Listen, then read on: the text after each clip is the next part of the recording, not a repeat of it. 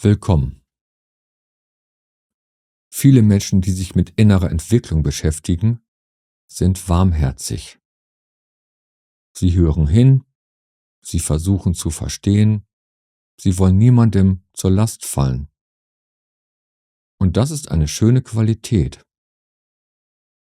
Gleichzeitig erleben wir immer wieder, wie sich genau diese Haltung unauffällig verändert.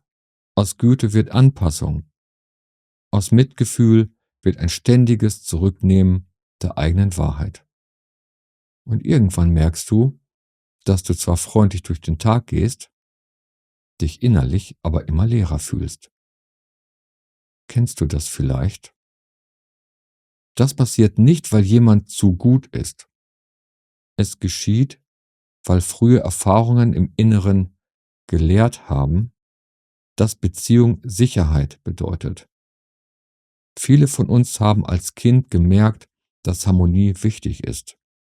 Vielleicht war der Streit belastend, vielleicht war Ablehnung schmerzhaft und vielleicht gab es zu wenig Raum für eigene Bedürfnisse. Und daraus entsteht dann unbewusst eine innere Logik.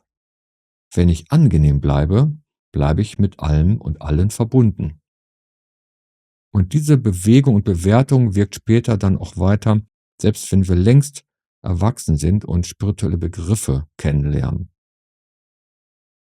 Dann bekommt unsere Anpassung ein neues Etikett. Dann nennen wir es vielleicht Mitgefühl, Offenheit oder Liebe. Nach außen klingt das stimmig und spirituell. Innen fühlt es sich jedoch oft angespannt an.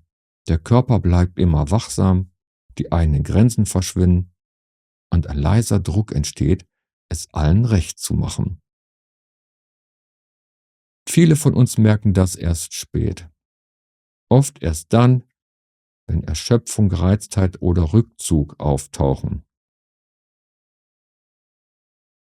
Innere Klarheit zeigt sich daran, dass Güte auch eine Richtung nach innen hat. Der innere Schutzraum gehört dazu. Wenn wir das übergehen, leben wir Freundlichkeit auf Kosten der eigenen Würde. Und das fühlt sich auf Dauer ziemlich eng an. Die Beziehung zu anderen bleibt flach, weil sich ein Teil von dir immer noch zurückhält. Nähe wird dann zu einer Rolle. Du bist zwar da, aber du bist eben nicht ganz da. Und manchmal taucht die Sorge auf, dass Grenzen zu setzen Härte bedeuten könnte. Und diese Sorge kommt aus alten Vorstellungen und Bildern. Grenzen sind keine Mauern. Sie geben Orientierung. Ein klares Nein schützt die Tiefe eines ehrlichen Ja. Menschen, die sich selbst ernst nehmen, sind oft ruhiger.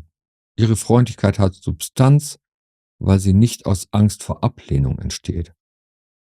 Man spürt, dass ihre Offenheit freiwillig ist. In Gesprächen zeigt sich dann dieser Unterschied sehr deutlich. Du spürst innerlich, dass etwas nicht stimmt, lächelst aber und nickst. Und kurz darauf meldet sich ein unangenehmes Gefühl.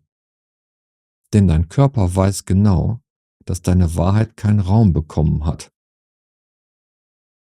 Dieser Moment ist ein wichtiger Hinweis, denn genau dort beginnt innere Klärung. Es geht darum, den eigenen Impuls wahrzunehmen und ihm Raum zu geben, ohne den anderen klein zu machen. Spirituelle Reife zeigt sich nur im Alltag, nicht in schönen Worten, sondern darin, wie ehrlich wir mit uns selbst umgehen. Wenn du dich immer wieder übergehst, kannst du vieles verstanden haben. Der innere Frieden bleibt jedoch brüchig, weil ein Teil in dir sich nicht gesehen fühlt. Und mit der Zeit wächst daraus, wenn es schlecht läuft, eine fast unsichtbare Distanz zum Leben. Nach außen bleibt unsere Freundlichkeit sichtbar, doch innen wird es stiller und enger zugleich. Die einfache innere Wahrnehmung hilft bei der Orientierung. Fühlt sich dein Geben weit an oder angespannt? Weite hat etwas Ruhiges. Anspannung trägt eine gewisse Schwere in sich. Diese Unterscheidung ist zuverlässig. Sie braucht keine Erklärung. Dein inneres Empfinden gibt dir eine ganz klare Rückmeldung. Und wenn du lernst, darauf zu hören, findest du nach und nach zu einer Güte zurück, die sich selbst mit einschließt. Es braucht Mut, alte Muster zu erkennen, vor allem wenn sie lange vielleicht als Tugend galten. Mehr innere Aufrichtigkeit verändert unsere Beziehung hin zum Positiven. Manche werden klarer, manche ordnen sich neu oder manche verlieren ganz an Gewicht. Das ist aber kein Verlust an Menschlichkeit, es ist ein Schritt in Richtung Echtheit.